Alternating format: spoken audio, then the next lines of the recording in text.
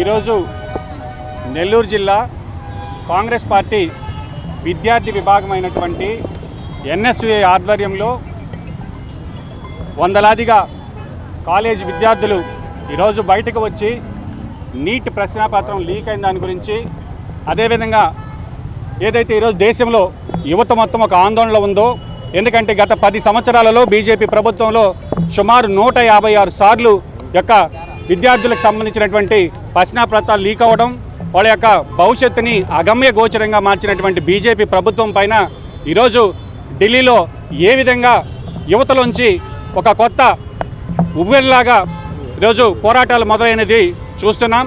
ఈరోజు కాంగ్రెస్ పార్టీ పక్షాన్ని సూటిగా డిమాండ్ చేస్తున్నాం. నీట్ అనేది కేవలం డీమ్డ్ యూనివర్సిటీస్కు ఆల్ ఇండియా కోటాకు మాత్రమే పరిమితం చేయాలి. రాష్ట్రాలకు సంబంధించినటువంటి ప్రభుత్వ మెడికల్ కాలేజీలు, ప్రైవేట్ మెడికల్ కాలేజ్ సంబంధించి ఏ రాష్ట్రంలో ఆ రాష్ట్ర విద్యార్థులకు ఎగ్జామ్ పెట్టినట్లయితేనే వాళ్ళకి న్యాయం జరుగుతుంది. ఎందుకంటే ఈరోజు ప్రభుత్వ మెడికల్ కాలేజీ సీట్లలో కనీసం ఒక 25% అయినా ప్రభుత్వ కాలేజీల్లో చదువుకునేటటువంటి పేద విద్యార్థులకు కేటాయించాలని కాంగ్రెస్ పార్టీ డిమాండ్ చేస్తుంది. ఎందుకు ఈ మాట చెప్తున్నామంటే ఈరోజు నీట్ అనేది సిబిఎస్ఈ పద్ధతిలో జరుగుతుంది. మన విద్యార్థులు ఆ పోటీ పరీక్షలు తట్టుకోలేకపోతున్నారు. పేద బడుగు బలహీన వర్గాల వాళ్ళు కోచింగ్ సెంటర్లను ఆశ్రయించి కోచింగ్ సెంటర్ల యొక్క బడ్జెట్ ఈ దేశ విద్యా బడ్జెట్ కంటే పెరిగిందంటేనే ఈరోజు ఈ దేశంలో ఏ విధంగా నీట్ ఎగ్జామ్ ప్రేరేపితం చేస్తుందో తల్లిదండ్రులు ఆలోచించుకోవాలి.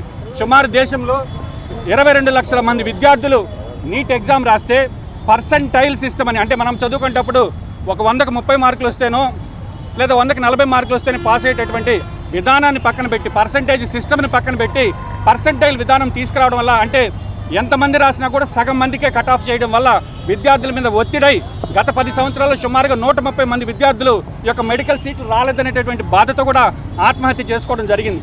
కాబట్టి ఈరోజు ఏదైతే వైద్య విద్య అనేది పేదవాడికి దూరం అయిపోయింది, నీట్ పేపర్ వల్ల ఈరోజు రాష్ట్రాలకు ఉండాల్సినటువంటి విద్య అనేది రాష్ట్రాలకు సంబంధించినటువంటి సబ్జెక్ట్ అయినప్పటికీ కూడా అది కేంద్రం మొత్తం చేతిలో తీసుకొని ఈరోజు రాష్ట్ర హక్కులను కాలరాస్తూ ఈ దేశ సమగ్రతను కూడా దెబ్బతీస్తుంది. కాబట్టి నరేంద్ర మోడీ గారిని సూటిగా ప్రశ్నిస్తున్నాం. పోరాటాలు చేసేటటువంటి మా నాయకులు రాహుల్ గాంధీ గారిని అరెస్ట్ చేయడం కాదు, ఆ విద్యార్థుల మరణానికి ఈరోజు బీజేపీ కారణమని ఆరోపిస్తున్నాం. ఈరోజు దేశంలో ఉండేటటువంటి సంస్థలన్నింటిని కూడా ఈడీ, సిబిఐ అన్ని చేతిలో పెట్టుకొని ప్రశ్నించిన వారిపైన కేసులు పెట్టడం, అదేవిధంగా పోరాటాలు చేసే వాళ్ళని నిర్బంధించడం అనేది తగదు అని సూచిస్తున్నాం. ఈరోజు నిన్న రాష్ట్ర బీజేపీ అధ్యక్షుడు రాష్ట్ర కాంగ్రెస్ పార్టీ కార్యాలయం విజయవాడకి వెళ్ళి ఆ కార్యాలయాన్ని ధ్వంసం చేయడం, అక్కడ ఉండేటటువంటి కార్యకర్తల మీద దాడి చేయడం, దీన్ని చాలా తీవ్రంగా ఖండిస్తున్నాం. కాబట్టి రాబోయే రోజుల్లో ఈరోజు ఏదైతే దేశవ్యాప్త ఉద్యమం ప్రారంభమైందో ఈ యొక్క విద్యార్థుల ఉద్యమాలతోనే బీజేపీ ప్రభుత్వం గద్దె దించడం జరుగుతుందని తెలియజేస్తూ ఈ యొక్క కార్యక్రమానికి వేలాదిగా తరలి వచ్చి విద్యార్థులకు కాంగ్రెస్ పార్టీ శ్రేణులకు ఎన్ఎస్ఏ నాయకులకు మీడియా మిత్రులందరికీ కూడా మరొకసారి కృతజ్ఞతలు తెలియజేస్తూ సెలవు తీసుకుంటున్నాను. నిన్న మేము కాంగ్రెస్ పార్టీ పెద్దల తరపున మేము చేసాము. ఇప్పుడు పిల్లలు ఎన్ఎస్ఏ అంటే అవుట్ గోయింగ్ ఆయన ఇంకా ఇన్కమింగ్ వాళ్ళు మళ్ళీ ఇంకొక సెట్ వస్తున్నారు. రాజా అండ్ వాళ్ళ టీము, స్కూల్ పిల్లలు, కాలేజ్ పిల్లలు, కాలేజ్ స్టూడెంట్స్ అందరూ కూడా ఈ ఉద్యమంలో పాల్గొన్నారు.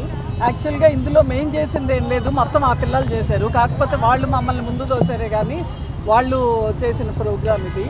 సో వాళ్ళ కడుపు మంట, మేము వాళ్ళని రమ్మని పిలవలేదు కానీ వాళ్ళ కడుపు మంట ఈ ప్రోగ్రాం చేయించేలాగా చేసింది. సో రాహుల్ గాంధీ గారు ఇప్పటిదాకా హిట్లర్ తర్వాత వాళ్ళే అనుకుంటా ఫస్ట్ ఎల్ఓపిని ఆ లెక్కన ఇల్ ట్రీట్ చేయడం అనేది. So they will pay for that. Thank you so much.